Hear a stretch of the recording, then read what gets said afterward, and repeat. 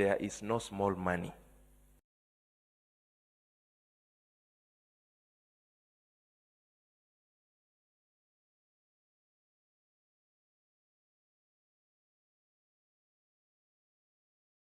You know, the average human being believes that their money is the smallest, and you people are not average. Even though sometimes we may behave in a manner likely to suggest, but the truth is that we are not average. That's why you hear many people on the corridors saying those things like, haka kapesa kangu, haka kabiashara kangu, unajua uchumi vile iko. It's just that we lack the smallest words to demean our incomes. You've heard people say those things, isn't it? And sometimes we do and say those things without even thinking about the impact it has on our lives. We know words have got a lot of power, isn't it? We have been reminded about the power of the tongue. Many of us are used to saying sina pesa, even when we have money. And sometimes I've argued, maybe that's why money does not like our company. Can you imagine if you were a lady? You are in the company of this man, but he keeps denying you even when you are with him. Mumetembea sokoni, muko na yeye kabisa.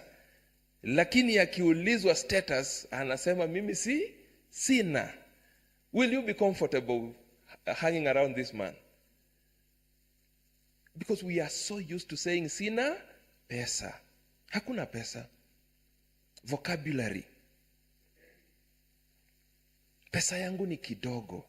Haka kabiashara kangu. There are many of us who have killed our businesses because of the words we speak.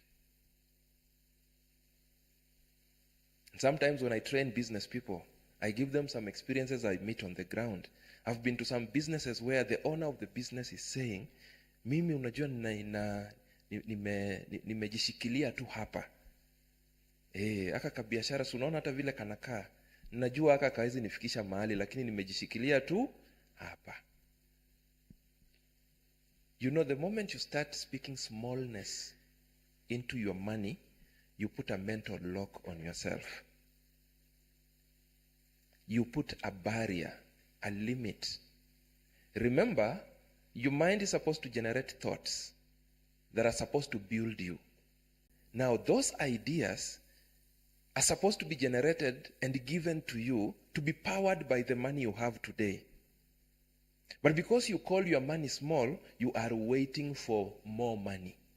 Unfortunately, no one has promised you that more money.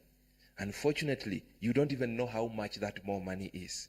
Unfortunately, you don't even know when that more money is going to come.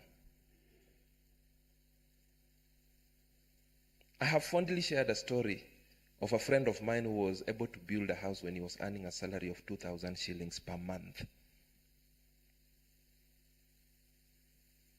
Yes, I can see you're wondering. 2,000 shillings per month. This is not a story of the 70s. It's a story of the 2000s. And the reason why that thing caught my attention is because many times during retirement conversations, I've been in companies where people who are going into retirement will open up and tell me, Coach, I am worried that I am going into retirement next year, but I don't even have a grass-thatched house to call my own. And I'm sure you know where you come from. There are people who worked for 30 plus years, but they got more confused when they were retiring because they didn't have a place to call home, isn't it? But many of those people were earning multiples of 2,000 shillings every month. Right? So when I met this gentleman and he mentioned about building a house, I got curious. And I remembered those people from retirement classes who are confessing that they are worried. They are going home, but they don't have a place to call home. A lot of times in the world of money, it's not about how much we earn. It's about the choices we make around what we earn. Those choices are what dictate whether we will make progress or we will not make progress. The money you are calling small today, that money is very big in another person's eye. There are very many people today who have big dreams. There's someone who has a dream of one day owning a huge supermarket in this country. They've been harboring that dream for the last 20 plus years. But do you know one thing? 20 years ago, they had the ability to start a kiosk, but they are waiting for enough money to start that supermarket. 2 months ago, I was training business people in Kitui. And I met a man who used to own a supermarket when I was very young in Kawangware. I had forgotten about him, but I still remember the supermarket. And so, amongst the people I was speaking to, he was there. And I was sharing a bit about my background. And so he had me mention Kawangware. So after the training, he came. He was very excited. He asked me, do you remember a supermarket called this? I told him, yes, I remember. He told me that was my supermarket. Then he gave me his story. Then we moved from him and we went to another gentleman who has one of the biggest supermarkets today in Kawangware. For those of you who have gone to Kawangware, towards 46, there's a supermarket on your right just before you get to the market. It's called 46 Supermarket in some tall building. The owner of that supermarket, I have seen him in a kiosk when I was a young boy. What people see today as that supermarket is a story of more than 30 years. But there's someone who will look at that supermarket today and they develop a dream and they start waiting for enough money to have that supermarket. What they don't know is that that guy has moved from that kiosk and he moved to, I remember it was a small room because that's where we used to buy our daily items. And then he moved to a slightly bigger shop. And then later on, he moved to a mini wholesale. And then I remember he moved to another corner where he started a mini, what you call a mini mart, like a small supermarket of sorts.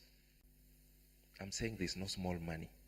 Of course, I know it's common sense that your money will look small if you compare it with another person's money of a bigger number. That is common sense, isn't it?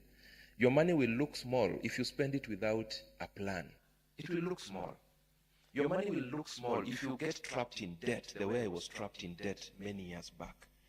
Your money will look small. There is someone you tell how much you earn and they are telling God, si unipatie tu hata nusu ya huyu jamaa. Nusu tu. Lakini wewe, zile shida zimekusurround, you're calling your money very small. It is not about how much you earn. It's about what you do with what you have.